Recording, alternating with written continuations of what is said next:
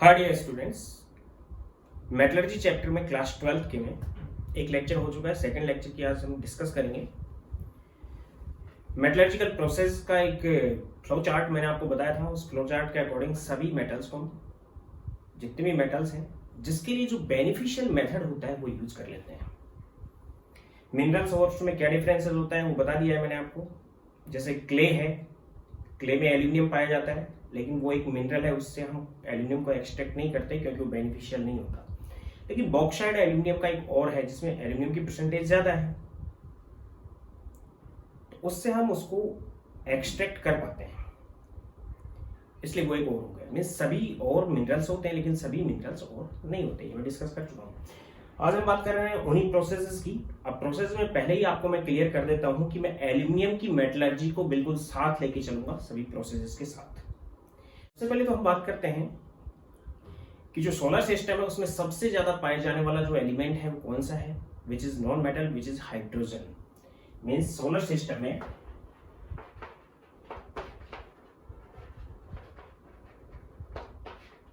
Higher evident element is hydrogen, which is approximately 74%। 74% hydrogen होता है और इसके अलावा जो बाकी बचे 26% बाकी के एलिमेंट्स प्रेजेंट होते हैं। गैसियस जेंट जो प्लैनेट्स हैं लाइक जुपिटर, उसमें भी 74% हाइड्रोजन है। हीलियम लगभग 23 to 25% है और बाकी के एलिमेंट वहां पे प्रेजेंट है। हम बात कर रहे हैं अर्थ क्रस्ट की। तो इन अर्थ क्रस्ट ऑकरेंस की बात कर रहा हूं मैं पहले।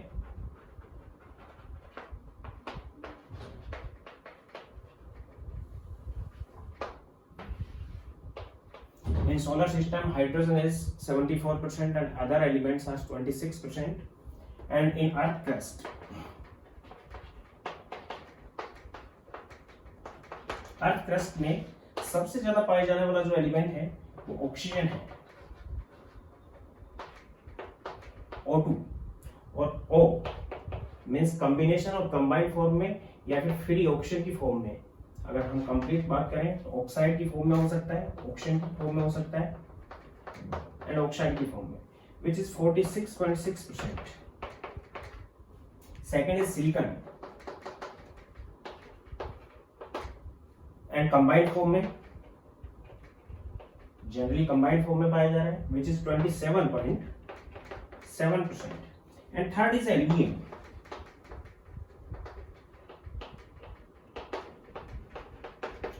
जनरली कंबाइंड फॉर्म में पाया जाता है, ये भी it is 8.3%। And further is iron and combined form में तो ये इनर्ट नहीं पाए जाते हैं। कौन सी फॉर्म में पाए जाते हैं? कंबाइंड फॉर्म में पाया जाता है अर्थ क्रस्ट में। तो कॉम्बिनेशन की फॉर्म के अंदर ही ये 5.6% है। And then calcium,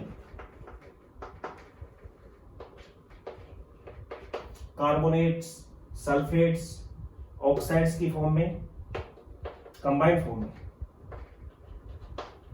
approximately 4.5%। And then sodium, वही सोडियम भी कंबाइंड फॉर्म में है, which is 2.5%। And then magnesium,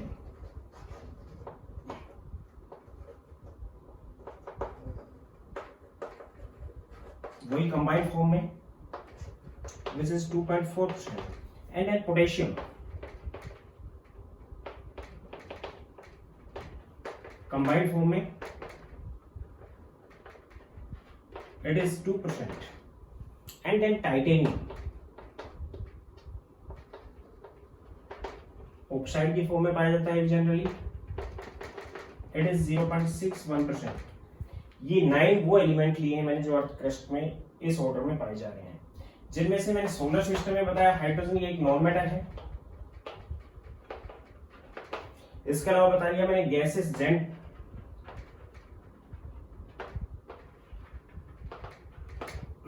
planet like Jupiter,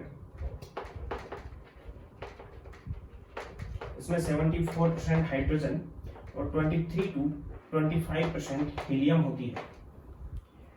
और उसका जो आउटर स्फीयर है और इनर स्फीयर है उसमें हाइड्रोजन और हीलियम की परसेंटेज चेंज होती रहती है क्योंकि गैसेस मिक्सचर है और वो मिक्स होता रहता है। इसके अलावा मैंने अर्थ क्रस्ट में ये बता दिया ये दोनों ये ऑक्सीजन है, ये नॉन मेटल है, सिलिकॉन है, ये मेटलॉइड है, और बाकी की जितने भी लिए हैं मैंने यहाँ पे विच आर मेटल्स। अब रही बात ये कि जनरली जो मेटल्स होती है, कुछ मेटल्स नेगेटिव हैं जो इनर्ट होती हैं, रिएक्टिव नहीं होती, like gold, silver, platinum, copper, lead. ये कॉम्बिनेशन के स्टेट में कम पाई जाती हैं और फ्रीली स्टेट में ज्यादा पाई जाती हैं, विच आर इनर्ट और नोबल मेटल्स और नेटिव मेटल्स। तो इनको हम डायरेक्ट इनके साथ क्या होगा, सैंड पार्टिकल और अर्थी पार्टिकल्स होते हैं, इनको सेपरेट कर लेते हैं और कुछ प्रोसेस से इसको इजीली हम एक्सट्रैक्ट करते हैं। उन प्रोसेस को अलग से हमने नाम दिया विच इज हाइड्रोमेटलर्जी, वो अलग से मैं बात करूंगा। ये ऑक्साइड्स, कार्बोनेट्स, सल्फाइड्स, सल्फेट्स की फॉर्म में होती हैं, सल्फाइड की फॉर्म में होती हैं, इनको और नाइट्रेट की फॉर्म में। मैंने ये भी बता दिया था कि जो नाइट्रेट होते हैं वो अर्थ क्रस्ट में नहीं होते हैं, वो ओशियन में चले गए, क्योंकि सभी मेटलिक नाइट्रेट वाटर सोल्यूबल होते हैं। ऑक्सीजन की अगर हम बात करें तो वाटर के अंदर ऑक्सीजन को अगर देखें हम, लिक्विड स्फीयर है, एक एटमॉस्फेयर है, एटमॉस्फेयर के अंदर अगर हम ऑक्सीजन को देखते हैं तो 21% होती है, वो भी मैं यहाँ नोट कर रहा हूं। Atmosphere there is 78% of nitrogen by volume and 21% of oxygen by volume। Atmosphere है, लिक्विडोस्फीयर है जिसमें वाटर कंटेंट आता है,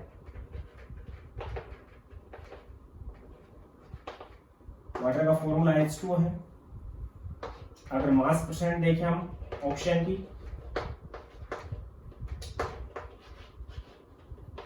तो लगभग 89% होती है, क्योंकि वाटर का मोलर मास 18 होता है और ऑक्सीजन उसमें 16 है, तो लगभग 89% ऑक्सीजन इसमें प्रेजेंट है।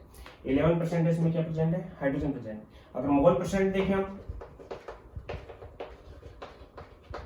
ऑक्सीजन की तो वाटर के एक मोल में हाफ मोल ऑक्सीजन प्रेजेंट होता है और 1 मोल क्या 2 मोल के इसके प्रेजेंट होते हैं हाइड्रोजन के एटम्स के प्रेजेंट होते हैं। एटॉमिक मोल परसेंट अगर देखें तो टोटल 3 मोल में से इसका 1 मोल है, यानी विच इज 33.33%। तो परसेंटेज हम डिफरेंट टाइप से दे सकते हैं। जो मेटल्स और नॉन मेटल्स की बात की उनकी मैं डिस्कस कर रहा हूँ। चैप्टर का नाम है यहाँ पे जनरल प्रिंसिपल्स एंड टेक्निक्स और processes of isolation of elements. Elements can be metals, non metals और मेटलॉइड्स। तो अगर नॉन मेटल के एक्सट्रैक्शन की बात करें हम, तो नॉन मेटल के एक्सट्रैक्शन को हम किसी प्रोसेस से नहीं कराते हैं। नॉन मेटल के लिए अलग अलग प्रोसेस हम यूज करते हैं, तो उसके लिए कोई फिक्स मेथड नहीं है। लेकिन मेटल का एक्सट्रैक्शन एक रिडक्शन प्रोसेस हो और उसके लिए हमने एक पैटर्न बना रखा है, उस पैटर्न के अकॉर्डिंग जिसके लिए जो सुटेबल और बेनिफिशियल होता है वही यूज करते हैं। तो अब मैं बात कर रहा हूँ मेटलर्जिकली प्रोसेसेस की। मैं आपको डिस्कस कर चुका हूँ अभी कि हम मेटल्स के प्रोसेस क्या क्या हैं, उनके अकॉर्डिंग चलेंगे। तो मैं स्टार्ट कर रहा हूँ metallurgical processes which used in metallurgy. और मैं पहले ही डिस्कस कर चुका हूँ इस चीज को, मैं बता चुका हूँ आपको कि हम एल्यूमिनियम को साथ लेके चलेंगे। सबसे पहली प्रोसेस है कि crushing of ore.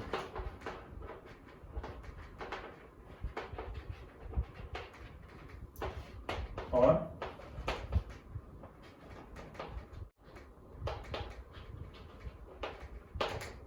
Crushing of ore और पल्वराइजेशन और स्मॉल पीसेस के अंदर डिसोसिएट करवा लेते हैं, मीन्स और large pieces of ore grinded by jar pressure and convert into small pieces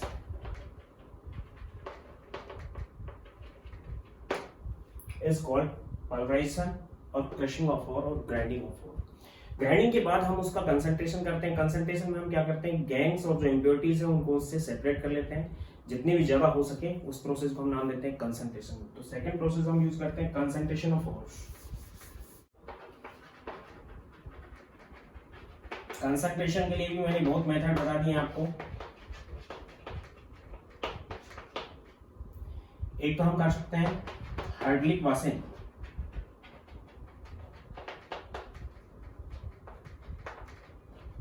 या फिर gravity separation,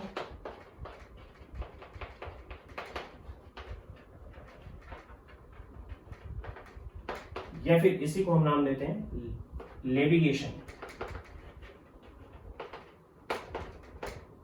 hydraulic washing, gravity separation और लेविगेशन। इसमें हम क्या करते हैं कि दो चीजें आपके पास, एक और है और एक मैट्रिक्स और गैंग है। जब इन दोनों की डिफरेंस हो इन ग्रेविटी और डेंसिटी, डिफरेंस इन ग्रेविटी और डेंसिटी, तब हम हाइड्रोलिक वाशिंग या ग्रेविटी सेपरेशन या लेविगेशन कर पाते हैं। यानी कि या तो और हैवी हो और मैट्रिक्स क्या हो, लाइट हो, या फिर मैट्रिक्स हैवी हो और लाइट हो। जनरली और हैवी होता है। फॉर एग्जांपल इसके लिए हम आयरन पायराइट, या फिर आयरन का जो और है हेमेराइट, Fe2O3, iron pyrite is FeS2। Sulphide के लिए भी कर सकते हैं, हैवी और है, या फिर कैसिटेराइट SnO2, या फिर हम कार्बोनेट और यूज कर सकते हैं, कैलामाइन, हैवी और होते हैं, ZnCO3, या फिर एजुराइट और मैलेकाइट।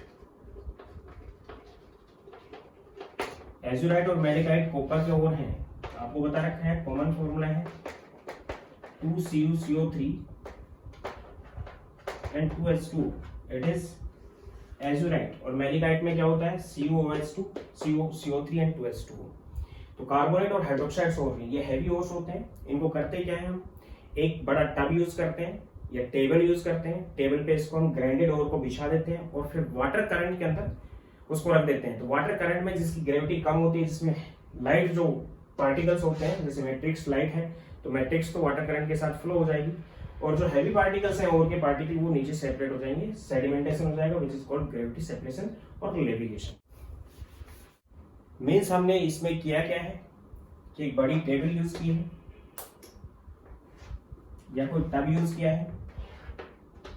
इसके लिए हम इस टाइप से एक टेबल रखते हैं, टेबल का ऊपर एक टब बना हुआ है, उस टब के अंदर सभी जितने भी प्रोसेस हैं सभी कमर्शियल प्रोसेस है। मैं आपको पहले ही क्लियर कर चुका हूँ कि जो भी मेथड हम यूज कर रहे हैं वो कमर्शियल मेथड है, लेबोरेटरी मेथड नहीं है। इसलिए ये टेबल भी बहुत बड़ी होगी, ये इसके ऊपर जो टब बना हुआ है ये भी बहुत बड़ा है। वाटर करंट बहुत फ्लो स्पीडली होगा यहाँ से। इसमें वाटर के अंदर ही हमने क्या डाल दिया यहाँ पे, ओर्स प्लस मैट्रिक्स। ओर्स के साथ जो मैट्रिक्स थी उसकी सपोज करो कि मैट्रिक्स लाइट वेटेड है, तो लाइट होने की वजह से वाटर करंट तेजी से फ्लो रहा है। वाटर करंट के साथ मैट्रिक्स लाइट अर्थी पार्टिकल्स तो फ्लो हो जाएंगे, और जो ओर है, ओर के पार्टिकल हैवी पार्टिकल वो नीचे सेडिमेंट हो जाएंगे, नीचे बैठ जाएंगे, जिनको हम सेपरेट कर लेते हैं। It is hydraulic washing, gravity separation और levigation method. Second is magnetic separation.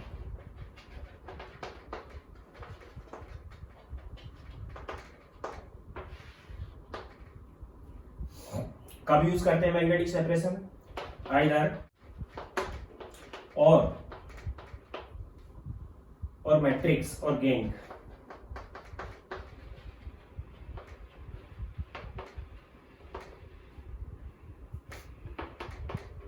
Is magnetic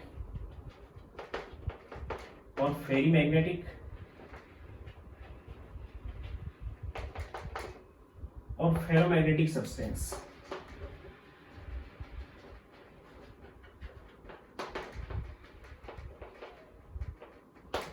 for example,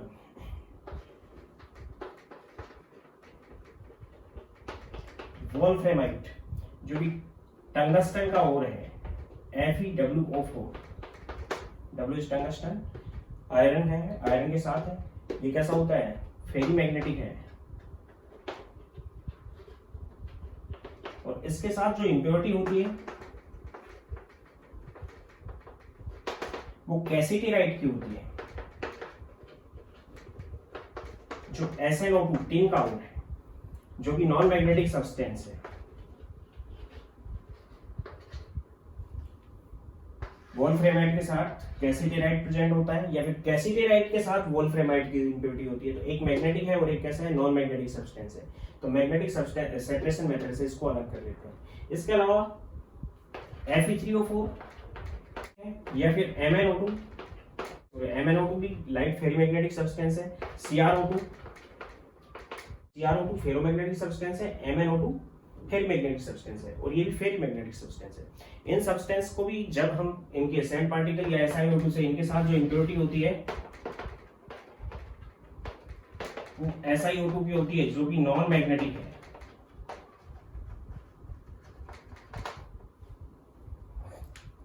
non magnetic substance को अलग करने के लिए इनके साथ इनकी इम्प्योरिटी होती है, इसके साथ इसकी होती है, और इसके साथ इसकी होती है। तो इनको सेपरेट करने के लिए हम जो टेक्निक यूज करते हैं which is magnetic separation method, या फिर मैं कहूंगी क्रोम आयरन,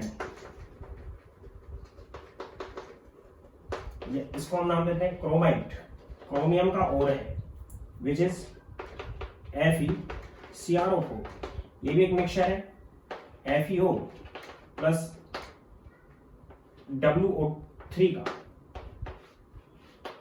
इसका मिक्सचर है, plus Cr2O3, FeO plus Cr2O3 का ये मिक्सचर है। तो इसमें भी जो आयरन सब्सटेंस है ये कैसा है, मैग्नेटिक है। इसके साथ भी इंप्योरिटी जो प्रेजेंट होती है, जनरली सिलिका की इंप्योरिटी होती है, जो कि अर्थी पार्टिकल्स होंगे, क्ले की इंप्योरिटी होगी, जिसको सेपरेट करने के लिए भी हम मैग्नेटिक सेपरेशन मेथड यूज कर लेते हैं। इसमें करते क्या है,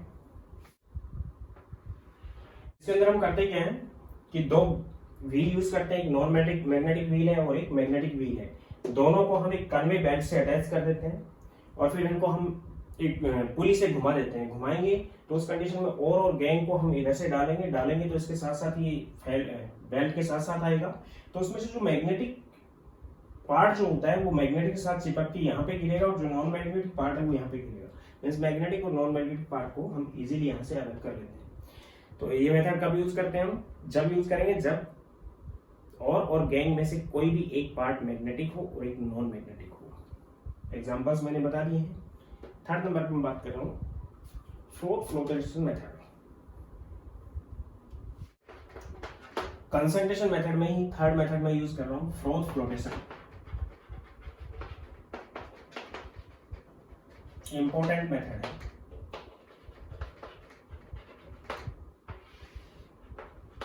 use for sulfidose like PBS, galena, HGS, cinnabar, Cu2S, copper glance, ZNS, zinc blende, या फिर इसको हम स्पेलराइट भी नाम देते हैं।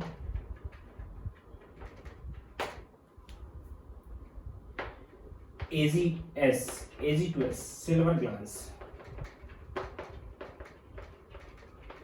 सल्फाइड ओर्स होते हैं उनके लिए जनरली इसको यूज करते हैं। It depends upon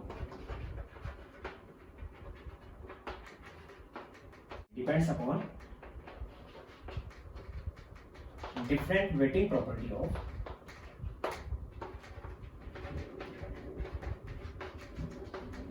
ore and gangue। Gang की जो वेटिंग, वाटर से जो वेटिंग प्रॉपर्टी होती है वो डिफरेंट होती है गैंग और ओर की, तब हम इस मेथड को यूज करते हैं। जनरली सल्फाइड ओर्स के लिए यूज होता है और इनके लिए हम यूज कर सकते हैं इसको। इसके अंदर कुछ चीजें हम यूज करते हैं, जो चीज मैं आपको यहाँ पे डिस्कस कर रहा हूं। एक तो यूज करते हैं वाटर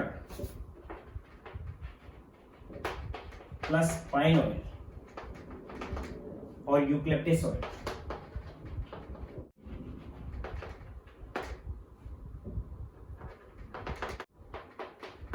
ये तो बनाता है इमल्सन।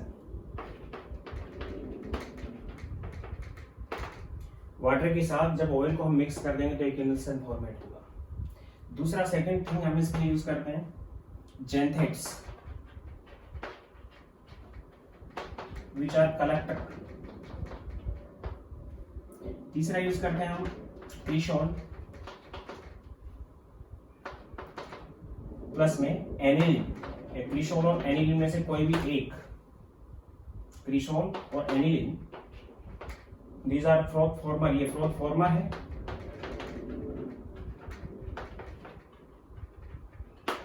और क्रिशॉल और एनिलीन फ्रोथ स्टेबलाइजर है।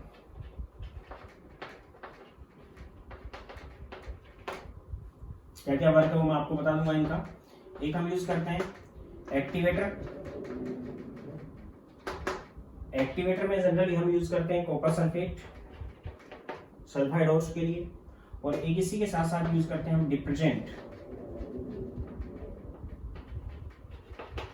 जो जनरली सोडियम और पोटेशियम साइनाइड यूज करते हैं। वर्क क्या क्या है वो मैं आगे बताऊंगा। इस टाइप से हम क्या करेंगे, इसके अंदर वाटर प्लस पाइनोल और यूकलिप्टस ऑयल, क्रिशॉल, एनिलीन, जेंथेट्स और जो सल्फाइड ऑयल है वो कंसंट्रेट करने के लिए, और डिटर्जेंट और एक्टिवेटर इसके अंदर हम मिक्स कर देते हैं। और मिक्स करने के बाद हायर प्रेशर पे एयर इसके अंदर फ्लो करवाते हैं। एयर फ्लो करवाने की वजह से जो वाटर प्लस पाइन ऑयल है, यहाँ पे नोट कर रहा हूं मैं, वाटर प्लस पाइन ऑयल ये इमल्सन बनाती है। और इमल्सन में जैसे ही हम एयर फ्लो करवाएंगे यहाँ पे फ्रोथ फॉर्मर होंगे या फ्रोथ बन जाएंगे, यानी कि ये फ्रोथ फॉर्मर यूज कर रहे हैं मिक्सचर। उसके साथ साथ फ्रोथ जैसे ही बना, क्रिशॉल और एनिलीन ये क्या करेंगे, उस फ्रोथ को स्टेबलाइज करेंगे। क्रिशॉल यहाँ पे नोट कर रहा हूं मैं, क्रिशॉल इज ऑर्थो, मेटा और पैरा, कोई भी क्रिशॉल यूज कर सकते हैं। ऑर्थो क्रिशॉल है या फिर CS3 यहाँ पे होगा तो मेटा क्रिशॉल होगा, CS3 अगर यहाँ पे होगा तो पैरा क्रिशॉल होगा, या फिर एनिलीन यूज कर सकते हैं। एनिलीन ग्रुप होगा यहाँ पे NH2, it is aniline. Aniline या क्रिशॉल दोनों में से, दोनों क्या करते हैं, जो फ्रोथ होता है उसमें अंदर एयर होती है। एक्चुअल में जो ऑयल हम यूज कर रहे हैं वो ऑयल उसमें क्या कर देगा, सरफेस टेंशन को डाउन करेगा। जैसे ही वाटर के अंदर ऑयल को हम डिसोल्व करेंगे, वाटर और ऑयल का जो मिक्सचर बनता है वो सरफेस टेंशन डिक्रीज करेगा। तो क्रिशॉल और एनिलीन क्या करेंगे, फ्रोथ फॉर्म करेंगे, और फ्रोथ का जो सरफेस होगा उस सरफेस पे जो जेंथेट्स होते हैं, जेंथेट्स क्या होते हैं, C2H5O C++S-K+, पोटेशियम इथाइल जेंथेट है, पोटेशियम इथाइल जेंथेट। पोटेशियम इथाइल जेंथेट है, सोडियम इथाइल जेंथेट भी यूज कर सकते हैं। इनका क्या वर्क होता है कि जो फ्रोथ बना हुआ है उसके ऊपर ओस के पार्टिकल को वेट होने से बचा लेते हैं, यानी कि वेटिंग प्रॉपर्टी ओस के, जो सल्फाइड ओस के पार्टिकल है उनकी कम कर देते हैं। जो गैंग की वेटिंग प्रॉपर्टी है वो ज्यादा होती है, इसलिए गैंग जो होती है वाटर से वेट होके, और यहाँ पे नीचे गैंग सेपरेट हो जाती है इसमें, क्योंकि गैंग वाटर से क्या हो जाएगी, वेट हो जाएगी, और वेट होने की वजह से वो सेपरेट हो जाती है, मैट्रिक्स नीचे बैठ जाती है। जबकि और के पार्टिकल को वेटिंग प्रॉपर्टी कम कर देते हैं, ये उनको वेट होने से बचा लेते हैं। उसके ऊपर पाइन ऑयल को चिपका देते हैं, एडजॉर्ब करवा देते हैं। जैसे ही पाइन ऑयल उसके ऊपर एडजॉर्ब होगा, पाइन ऑयल एडजॉर्ब होने के बाद जेंथेट उसको ले जाके फ्रोथ के ऊपर, ये फ्रोथ बना हुआ है, फ्रोथ के ऊपर छोटे छोटे पार्टिकल्स के रूप में और को यहाँ पे एडजॉर्ब करवा देंगे, यानी फ्रोथ के ऊपर पार्टिकल एडजॉर्ब होगा। अब फ्रोथ यहाँ पे बना हुआ है, फ्रोथ के अंदर एयर भरी हुई है, तो एयर का जो बबल बना हुआ है, उस बबल जब पार्टिकल एडजॉर्ब हो चुके हैं तो पार्टिकल हल्के हो गए, हल्के होने की वजह से ऊपर आ जाता है, तो फ्रोथ और के पार्टिकल ऊपर आ जाते हैं। फिर एक बार रिपीट करता हूँ, एनिलीन और क्रिशॉल का वर्क ये है कि वो फ्रोथ को स्टेबल रखते हैं। वाटर पाइन ऑयल का इमल्सन फॉर्मेशन हो रहा है जिसमें सरफेस टेंशन डिक्रीज होगा, एयर फ्लो करवाएंगे तो फ्रोथ बनाएंगे, उस फ्रोथ को इन दोनों में से कोई भी एक चीज है वो क्या करेगी, स्टेबल करेगी। जेंथेट का क्या वर्क है कि जेंथेट सल्फाइड और के पार्टिकल को वेट होने से बचा लेता है। वो वाटर से उसको वेट नहीं करता, उसको ऑयल से वेट करता है जी। ऑयल से वेट करने के बाद जेंथेट उसको चिपका के अपने ऊपर और फ्रोथ के ऊपर ले जाके एब्जॉर्ब करवा देता है। फ्रोथ के अंदर एयर भरी हुई होती है, इसलिए इस डेंसिटी कम होने की वजह से फ्रोथ ऊपर आ जाता है। उसके साथ साथ जो पार्टिकल्स हैं और के सल्फाइड और के वो भी ऊपर आ जाते हैं, जिनको हम सेपरेट कर लेते हैं। गैंग है वो वाटर के साथ वेट होके नीचे बैठ जाती है। तो जेंथेट का ये वर्क हो गया। तो जेंथेट क्या हो गया, यहाँ पे कलेक्टर हो गया। जेंथेट को हम कलेक्टर की फॉर्म में यूज करते हैं। एनिलीन क्रिस्टॉल स्टेबलाइजर है, फ्रोथ स्टेबलाइजर, और वाटर और पाइन ऑयल सरफेस टेंशन को डिक्रीज करके फ्रोथ को फॉर्मेट करते हैं। एयर फ्लो करवाने से इसमें फ्रोथ बनने लगता है। ये हो गया कलेक्टर का वर्क। इसके बाद बात कर रहा हूं मैं डिटर्जेंट और एक्टिवेटर का क्या वर्क है।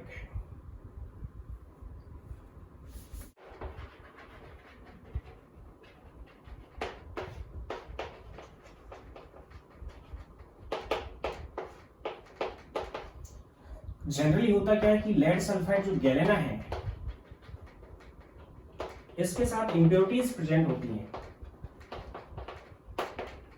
एक तो जिंक सल्फाइड की विच इज स्पिलराइट, और एक पायराइट की, आयरन पायराइट की इंप्योरिटी होती है।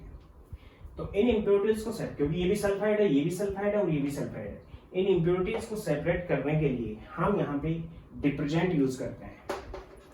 डिटर्जेंट की फॉर्म में जैसे हमने NaCl सॉल्यूशन यूज कर लिया, NaCl यूज कर लिया, तो NaCl क्या करेगा, PBS के साथ कोई रिएक्शन नहीं करता, PBS प्लस NaCl में कोई रिएक्शन नहीं होती, जबकि ZnS प्लस NaCl इसके बीच में एक रिएक्शन होती है, chemical reaction, and it convert into Na2Zn CN4, एक कॉम्प्लेक्स बनता है, ये सोल्यूबल कॉम्प्लेक्स है। इसी टाइप से FeS2 आयरन पायराइड जो है उसके साथ भी सोडियम साइनाइड की रिएक्शन होगी, इसके साथ Na2S बनता है जो कि आयनिक फॉर्म में होता है। इसमें भी आयरन का साइनाइड बन जाता है।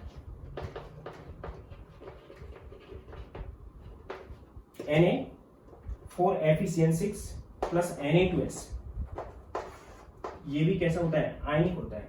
यानी कि लेड सल्फाइड के साथ सोडियम साइनाइड कोई रिएक्शन नहीं करता, जबकि जिंक सल्फाइड और आयरन सल्फाइड के साथ मींस आयरन पायराइड के साथ रिएक्शन करके और सोल्यूबल कॉम्प्लेक्स बना लेते हैं। सोल्यूबल कॉम्प्लेक्स डिसॉल्व हो जाते हैं, और अब जिंक और आयरन दोनों सल्फाइड की फॉर्म में भी नहीं होते, तो सल्फाइड की फॉर्म में नहीं होते और डिसॉल्व हो जाते हैं आयनिक फॉर्म में। तो उस कंडीशन में केवल लेड सल्फाइड को ही जेंथेट्स जो होते हैं, पोटेशियम आइथाइल जेंथेट, वो लेड सल्फाइड को ही एडजॉर्ब करवाते हैं, किसके ऊपर, फ्रोथ के ऊपर।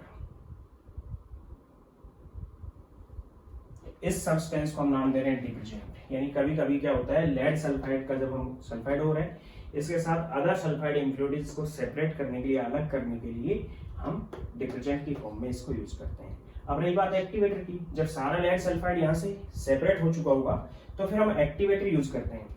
एक्टिवेटर क्या करेगा, यहाँ पे कॉपर सल्फेट यूज करते हैं। कॉपर सल्फेट वापस से इस कॉम्प्लेक्स को जिंक सल्फाइड में कन्वर्ट कर देता है, विच इज एक्टिवेटर। वापस से इस कॉम्प्लेक्स को किसमें कन्वर्ट कर देगा, जिंक सल्फाइड में, और जिंक सल्फाइड में कन्वर्ट होने के बाद फिर से फ्रोथ फ्लोटेशन मेथड से हम जिंक सल्फाइड को सेपरेट कर सकते हैं। अब बचा पायराइट, इसको सेपरेट करने के लिए हम यहाँ इसका सॉल्यूशन का एसिडिफिकेशन करते हैं। तो एक्टिवेटर का क्या वर्क है और डिटर्जेंट का क्या वर्क है, एक बार फिर रिपीट कर देता हूँ। लेड सल्फाइड के साथ जिंक सल्फाइड और आयरन पायराइड्स की इंप्योरिटी होती है, इनको अलग करने के लिए, लेड सल्फाइड को निकालने के लिए हम डिटर्जेंट यूज करते हैं, सोडियम साइनाइड या पोटेशियम साइनाइड यूज करते हैं। लेड सल्फाइड के साथ ही कोई केमिकल रिएक्शन एक्सप्रेस नहीं करता, अदर सल्फाइड्स को सोल्यूबल कॉम्प्लेक्स में कन्वर्ट कर देता है, यानी कि उनको सल्फाइड में नहीं रहने देता है, सोल्यूबल कॉम्प्लेक्स में कन्वर्ट कर लेता है। सोल्यूबल कॉम्प्लेक्स में कन्वर्ट होने के बाद ये जेंथेट्स के साथ कोई एडजॉर्प्शन शो नहीं करते और केवल लेड सल्फाइड ही फ्रोथ के ऊपर एडजॉर्ब होकर बाहर आता है। जब ऐसा हम कर चुके होते हैं तो हमारे पास अभी भी जिंक सल्फाइड और आयरन, जिंक और आयरन इस कॉम्प्लेक्स की फॉर्म में वहां पे प्रेजेंट है, तो फिर हम एक्टिवेटर यूज करते हैं। एक्टिवेटर कॉपर सल्फेट यूज करते हैं। कॉपर सल्फेट यहाँ पे क्या करता है, जिंक सल्फाइड के इस कॉम्प्लेक्स को जिंक के इस कॉम्प्लेक्स को जिंक सल्फाइड में कन्वर्ट करता है। फिर से फ्रोथ फ्लोटेशन मेथड से हम जिंक सल्फाइड को भी सेपरेट कर लेते हैं। बाकी जो बचा आयरन है वो इस फॉर्म में, इसको आयरन को सेपरेट करने के लिए इसी की सल्फाइड फॉर्म में हम यहाँ पे एसिडिफिकेशन करते हैं इस सॉल्यूशन का, जिससे आयरन का सल्फाइड बनता है और आयरन के सल्फाइड को फिर से हम फ्रोथ फ्लोटेशन से सेपरेट कर लेते हैं। यानी कि जब सल्फाइड्स के अंदर ही सल्फाइड्स की इम्प्योरिटी प्रेजेंट हो किसी दूसरी मेटलिक सल्फाइड की, तो फिर हम डिटर्जेंट और एक्टिवेटर्स यूज करते हैं। ये था फोर्थ फिल्टर। सल्फाइड ओर के लिए यूज किया जाता है। It depends on the basis of wetting property, different wetting property of gangue as well as ore. Gangue और ओर दोनों की डिफरेंट वेटिंग प्रॉपर्टी पे डिपेंड करता है। जेंथेट्स का वर्क क्या है, क्रिसोल, एनिलीन का क्या वर्क है, ये आपको याद रखना है। फोर्थ नंबर बात कर रहा हूं मैं leaching.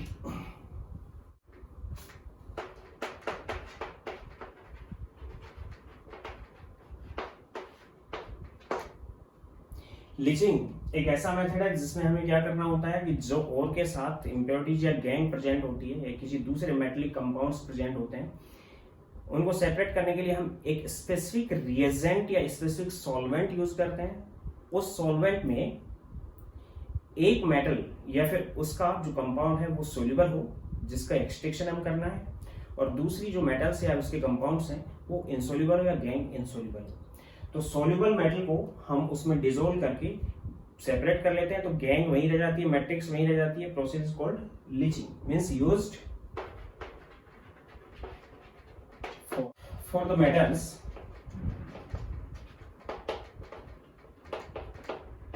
which soluble in a specific solvent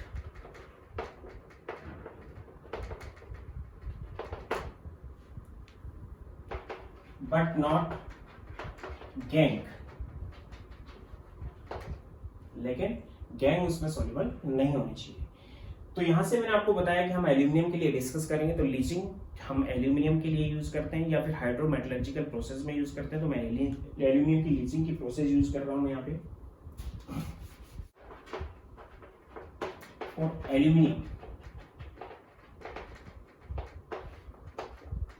aluminium का जो ओर है bauxite, formula is Al2O3 2H2O। Bauxite के साथ जो इंप्योरिटीज होती हैं वो आयरन, सिलिकॉन एंड टिन के ऑक्साइड्स होते हैं। इनकी इंप्योरिटीज इसके साथ प्रेजेंट होती है।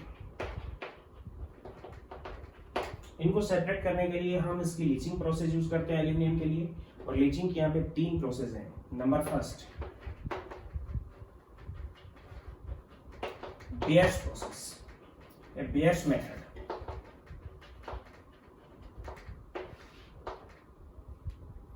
बेयर्स मेथड में हम क्या करते हैं कि जो बॉक्साइड है इम्प्योर है,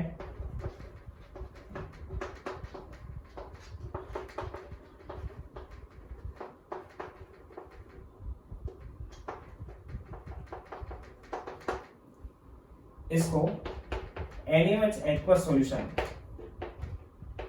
सोडियम हाइड्रोक्साइड एक्वस सॉल्यूशन में लगभग 45% एक्वस सॉल्यूशन होना चाहिए। इसमें लगभग 200 to 250 डिग्री सेंटीग्रेड पे हीट कर देते हैं। 45% इसका वेट बाय वॉल्यूम है। इस सॉल्यूशन के अंदर इसको 200 से 250 डिग्री सेंटीग्रेड पे हीट करते हैं। तो इसमें प्रेजेंट जो एल्यूमिनियम है वो सोडियम मेटा एल्यूमिनेट की फॉर्म में अलग हो जाती है। It is sodium Meta aluminate, और इसकी फॉर्म में सोल्यूबल हो जाती है। और मैट्रिक्स और गैंग है वो यहीं पे बच जाती हैं, क्योंकि मैट्रिक्स और गैंग सोडियम हाइड्रोक्साइड के सॉल्यूशन में डिसोल्यूबल नहीं है। तो सोडियम हाइड्रोक्साइड का जो सॉल्यूशन है उसके अंदर ये आ जाएंगी, सोल्यूबल है, सोल्यूबल को हम सेपरेट कर लेंगे, या फिर सोडियम मेटा एल्यूमिनेट की फॉर्म में, या फिर इस कॉम्प्लेक्स की फॉर्म में हो सकता है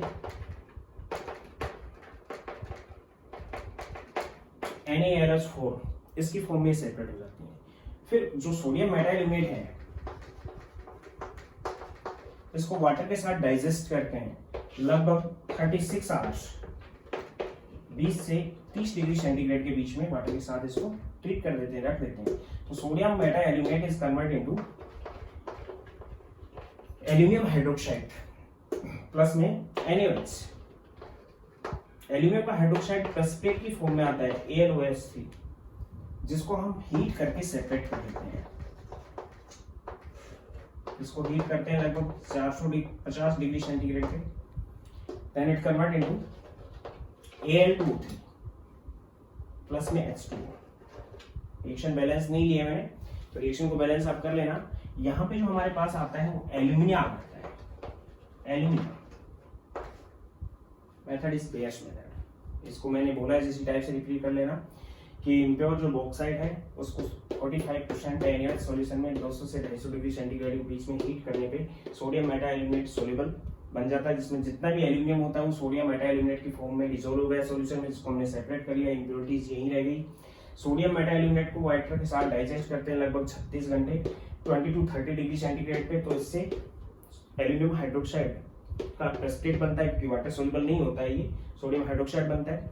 तो एल्यूमिनियम हाइड्रोक्साइड को हम डिकम्पोज करवा लेते हैं and it convert into alumina. यानी जितनी भी एल्यूमिनियम यहाँ थी वो सारी एल्यूमिना में आ चुकी है और इम्प्योरिटीज यहीं पे रह गई हैं। इम्प्योरिटीज किस किस की हैं? आयरन, सिलिकॉन, टिन, ऑक्साइड्स की जनरली इम्प्योरिटीज होती हैं इसमें। Second, surface method for aluminium. Leaching का मेथड है ये। सेकंड इसमें सरफेक्स मेथड। लीचिंग का मेथड है वो ये किसके लिए? एल्यूमिनियम के लिए। इसमें हम क्या करते हैं कि कार्बन और नाइट्रोजन के साथ बॉक्साइड को हीट कर देते हैं, तो एल्यूमिनियम का नाइट्राइड बनता है जिसको हम सेपरेट कर लेते हैं। सेपरेट करने के बाद एल्यूमिनियम नाइट्राइड को वाटर के साथ ट्रीट करवा के उसको एल्यूमिना में कन्वर्ट कर लेते हैं। यानी कि बॉक्साइड Al2O3 2H2O इम्प्योर है,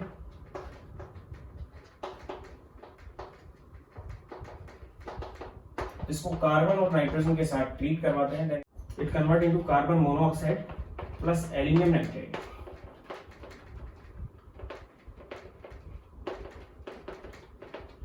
एल्यूमिनियम नाइट्राइड और कार्बन मोनोऑक्साइड में कन्वर्ट हो जाता है। रिएक्शन को हम बैलेंस नहीं लिया है मैंने, कार्बन के साथ या फिर कोक के साथ इसको हीट कर देते हैं। हीट करने के बाद कार्बन मोनोऑक्साइड बनती है और एल्यूमिनियम का नाइट्राइड बनता है। बाकी की इम्प्योरिटीज बॉक्साइड के साथ यही रह जाती हैं। यानी कि यहाँ पे मैं Al2O3 2H2O लेके चलूँ तो यहाँ से वाटर भी वेपर की फॉर्म में रिलीज हो जाएगा, या फिर यहाँ पे मैं इम्प्योर एल्यूमिनियम यूज कर सकता हूँ या इम्प्योर कंपाउंड ऑफ एल्यूमिनियम। तो इम्प्योरिटीज यही रह गई, कार्बन के साथ नाइट्रोजन के साथ ट्रीट होकर कन्वर्ट इनटू एल्यूमिनियम नाइट्राइड। और उसके बाद एल्यूमिनियम नाइट्राइड को हम सेपरेट करके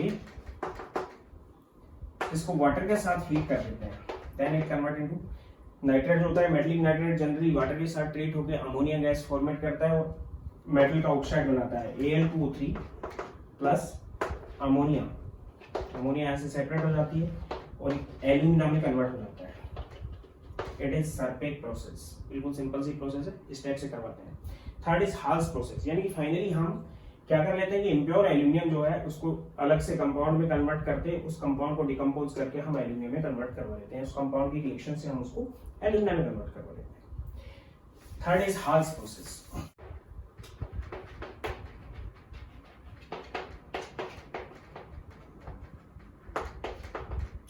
इस प्रोसेस में हम क्या करते हैं, इम्प्योर एल्यूमिनियम है बॉक्साइड में प्रेजेंट है Al2O3 2H2O,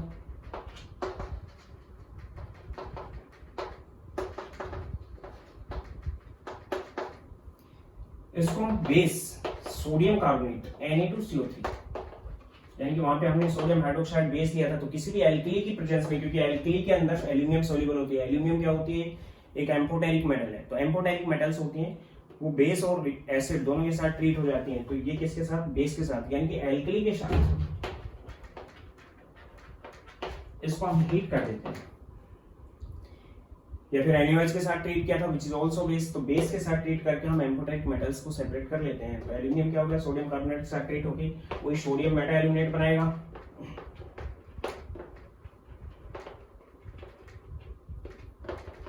और सोडियम मेटा एल्यूमिनेट को उन्हीं प्रोसेस से हम आगे लेके चलेंगे। ये सोल्यूबल है,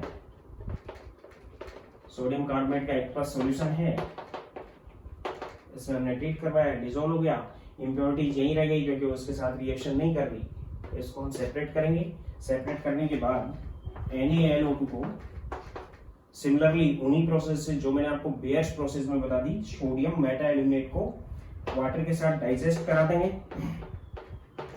approximately 36 hours 20 to 30 degree centigrade, sodium Meta aluminate किस में कन्वर्ट हो, एल्यूमिनियम के हाइड्रोक्साइड में कन्वर्ट हो जाएगा, प्लस में सोडियम का हाइड्रोक्साइड बनेगा। तो एल्यूमिनियम का जो हाइड्रोक्साइड बना हुआ है यहाँ पे, एल्यूमिनियम का हाइड्रोक्साइड अभी बताया मैंने आपको 450 डिग्री सेंटीग्रेड से और लगभग 1200 डिग्री सेंटीग्रेड तक, 450 degree centigrade to approximately 1200 degree centigrade तक जब इसको हीट करते हैं, then it convert into alumina plus water, alumina metal.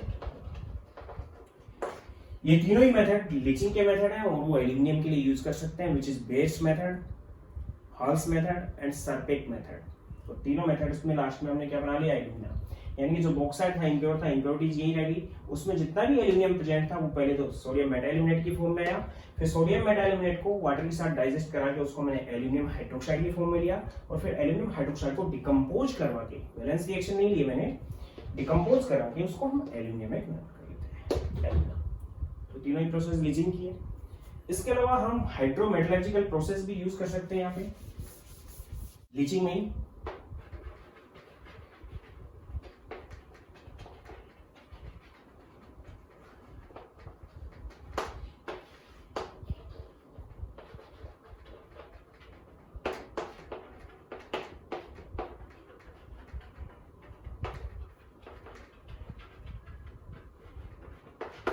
Hydrometallurgical process of hydrometallurgy used for native metals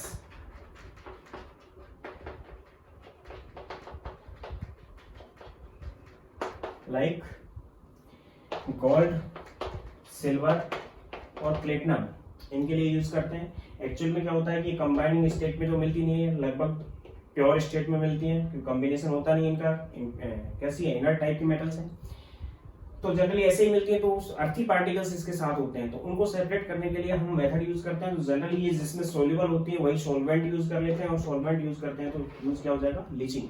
और इनर्ट मेटल्स या नेटिव मेटल्स के एक्सट्रैक्शन की प्रोसेस को हम नाम देते हैं हाइड्रोमेटलर्जी, इसलिए प्रोसेस का नाम दिया हमने हाइड्रोमेटलर्जी और हाइड्रोमेटलर्जिकल प्रोसेस।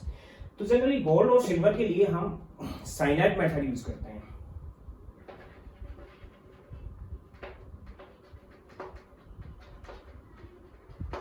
साइनाइड मेथड, और इसी को हम बोलते हैं मैकआर्थर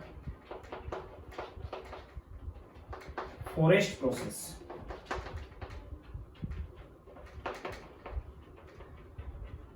साइनाइड मेथड क्यों नाम दिया है, क्योंकि हम सोडियम साइनाइड या पोटेशियम साइनाइड यहाँ पे यूज कर लेते हैं।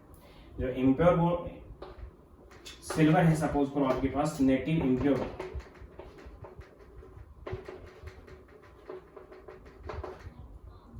सिल्वर को हम सोडियम साइनाइड या फिर पोटेशियम साइनाइड सॉल्यूशन में इन प्रेजेंस ऑफ ऑक्सीजन, ध्यान दे लेना नीट में और एडवांस के अंदर ये क्वेश्चन पूछा गया है कि किस गैस की प्रेजेंस में मैकआर्थर फॉरेस्ट प्रोसेस या साइनाइड प्रोसेस या साइनाइड मेथड हम यूज करते हैं, ऑक्सीजन की प्रेजेंस में और एयर की प्रेजेंस में, क्योंकि ये ऑक्सीडेशन मेथड है।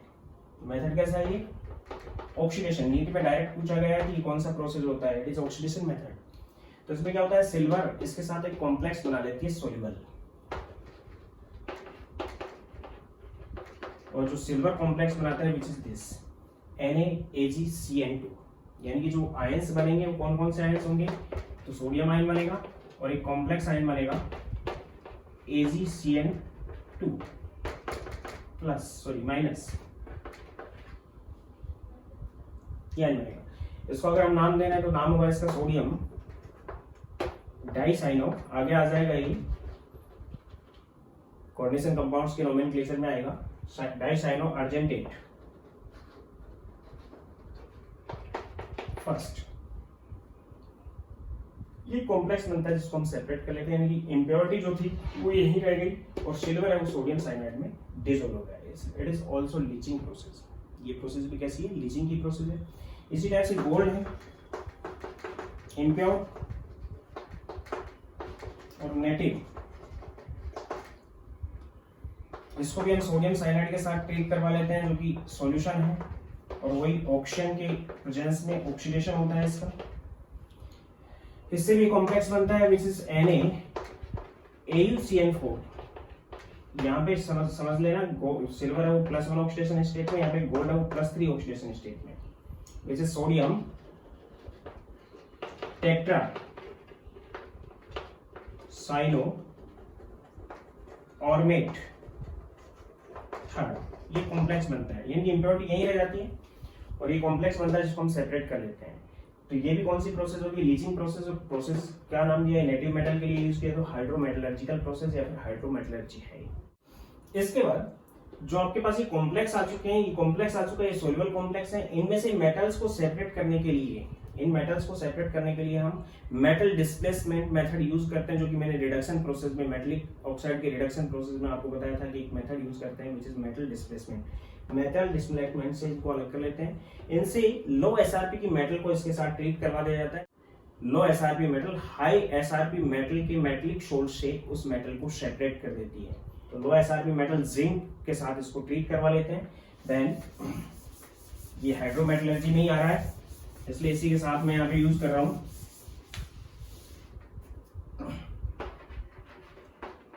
सेपरेशन ऑफ सिल्वर और गोल्ड फ्रॉम कॉम्प्लेक्स। कॉम्प्लेक्सेस से हम सिल्वर और गोल्ड को किस टाइप से सेपरेट करेंगे, by reaction with zinc, means metal displacement method यहां पे यूज कर रहे हैं हम।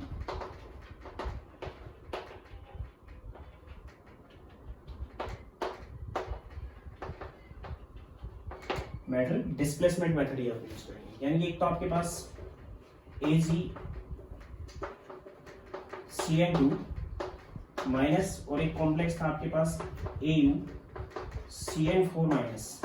यहाँ पे सिल्वर +1 में है, यहाँ पे गोल्ड +3 में है। ये कॉम्प्लेक्स है, इनको सॉल्यूशन के अंदर ही डिसॉल्व्ड स्टेट में है और आयनिक फॉर्म में जिंक के साथ ट्रीट करवा देता है। जिंक इनको यहाँ से सेपरेट कर देता है and it convert into this complex ZnCN4-2।